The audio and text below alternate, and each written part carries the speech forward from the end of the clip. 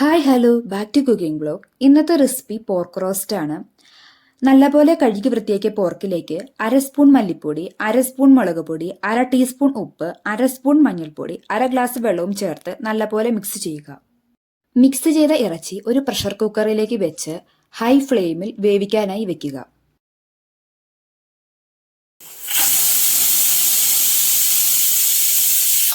7 whistle വന്നതിന് ശേഷം pressure കളയാതെ 15 മിനിറ്റ് മാറ്റിവെക്കുക. ആദ്യമായി ഒരു പാൻ ചൂടാക്കുക. അതിലേക്ക് കുറച്ച് എണ്ണ ഒഴിക്കുക. എണ്ണ നന്നായി ചൂടായി കഴിയുമ്പോൾ കടുക് ചേർക്കുക. കടുകെല്ലാം നല്ലപോലെ പൊട്ടിക്കഴിയുമ്പോൾ 2 അല്ലി വെളുത്തുള്ളി, ഒരു ചെറിയ കഷ്ണം ഇഞ്ചി, 2 പച്ചമുളക്, ഒരു തണ്ട് കറിവേപ്പില, 2 മീഡിയം സവാള ചെറുതായി ചോപ്പ് ചെയ്തതും 1/2 സ്പൂൺ ഉപ്പും ചേർത്ത് നന്നായി ഇളക്കുക. സവാള ഗോൾഡ് ബ്രൗൺ കളർ ആവുന്നത് വരെ മീഡിയം ഫ്ലെയിമിലിട്ട് ഇളക്കി വഴറ്റുക. സവാള ഗോൾഡ് ബ്രൗൺ കളർ ആയതിനു ശേഷം 3 സ്പൂൺ മല്ലിപ്പൊടി, 2 ടീസ്പൂൺ മഞ്ഞൾപ്പൊടി, 1 സ്പൂൺ മുളക് പൊടി, 1/2 സ്പൂൺ കുരുമുളക് പൊടി എന്നിവ ചേർത്ത് പച്ചമണം മാറുന്നത് വരെ നന്നായി ഇളക്കി കൊടുക്കുക.